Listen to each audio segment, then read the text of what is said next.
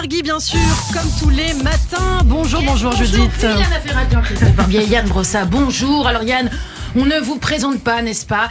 Alors non, pas que les gens savent qui vous êtes forcément, mais je suis pas sûre non plus qu'ils aient le temps de le retenir. Donc, vous savez, au final, ça me prend juste des minutes sur ma chronique et puis elles sont pas gratuites, si vous saviez ce que j'ai dû faire avec mon corps pour gagner ces minutes de direct. Arrêtez, c'est vrai ça?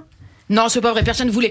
Mais pour faire des vues sur cette vidéo, je peux compter ni sur la notoriété de l'invité, ni sur la mienne. Donc alors j'essaye de buzzer comme je peux. Il le sait bien, ça Yann, que pour faire des vues, du buzz, ça se racole. Voilà. D'ailleurs, il est directeur de campagne de Fabien Roussel, candidat du Parti communiste. Alors bon, moi, vous savez, Yann, je suis une artiste, donc j'ai jamais rien reproché aux gens d'extrême gauche, si ce n'est de voter. Votre carrière politique, ça a pas non plus toujours été la fièvre du samedi soir, quand même votre page Wikipédia, j'ai remarqué, elle vous a pas respecté parce que d'un moment on essaye de faire briller les gens comme ça, puis là il préside une commission d'information visant à améliorer l'entretien des ascenseurs à Paris. On peut virer, je pense. Je veux dire, non mais voilà, il y aura un avant et un après en politique. Alors ça dit aussi, il est opposé à toute légalisation réglementée du cannabis. Ah non, pas ça non. Attends, le seul truc qui fâche chez les gens de très très gauche, c'était qu'on pouvait espérer fumer des pétards avec eux. Alors si vous leur enlevez ça, non, moi je... Bon, alors quand on veut sortir de l'ombre, cher Yann, et buzzer en politique, il y a plusieurs techniques. Faire son coming out, bon, ça vous avez fait. J'espère que c'était pas seulement pour le buzz, parce que franchement, ça c'est quand même un sacré aménagement quand même, tu vois, si c'est que pour ça, tu vois.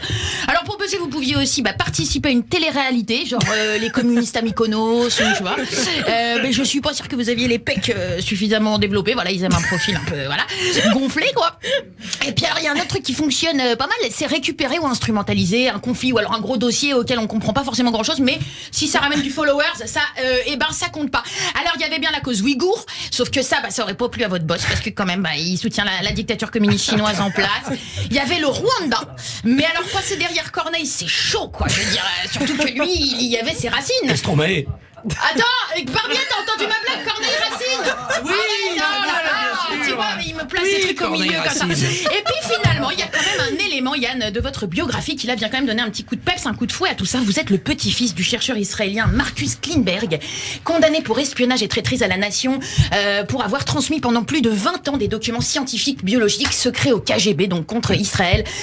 Alors, voir son papy espion emprisonné en Israël, est-ce que ça aura teinté vos opinions politiques? On vous écoute sur Sud Radio.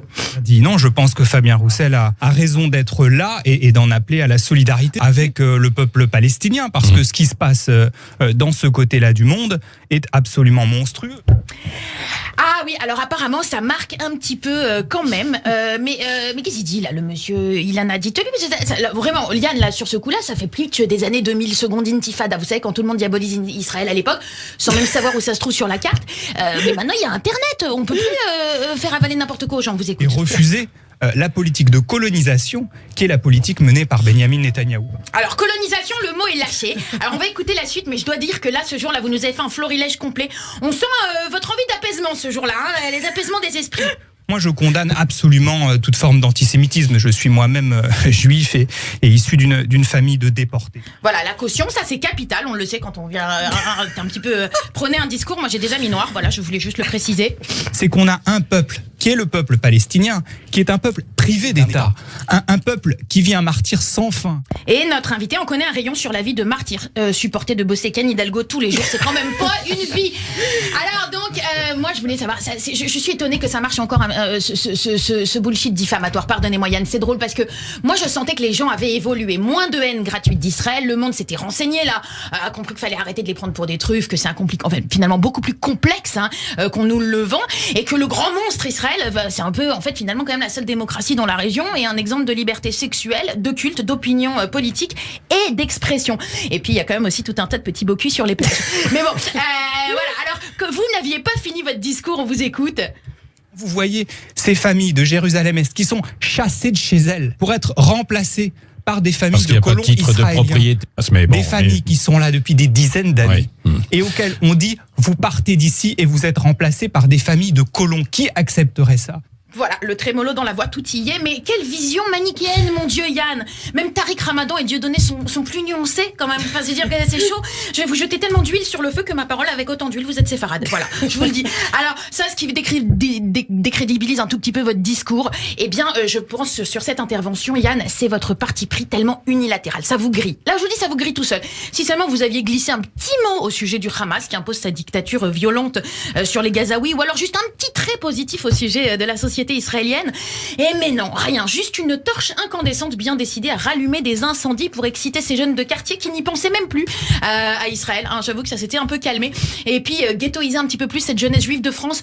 Voilà, je me dis, en 2021, eh bien, la jeunesse française, elle avait autre chose à foutre. Elle travaillait sur sa cohésion face à une pandémie. Alors, est-ce que ça valait vraiment le coup, pour quelques followers de plus, de raviver, eh bien, de force toutes ces rancœurs pour semer la discorde? Vous me le direz, Yann. En attendant, dites-moi vraiment, pendant ce temps-là, pendant que c'est politique, vous faites tout ça ici, quel enfant palestinien avez-vous vraiment aidé? Je passerai le voir. Moi qui suis franco-israélienne, je lui raconterai comment vous vous servez tous un petit peu de son destin pour vous hisser sur le toit de vos carrières, messieurs. Merci beaucoup, Judith Mergui. Yann Brossa qui va répondre dans quelques instants au micro de Christophe.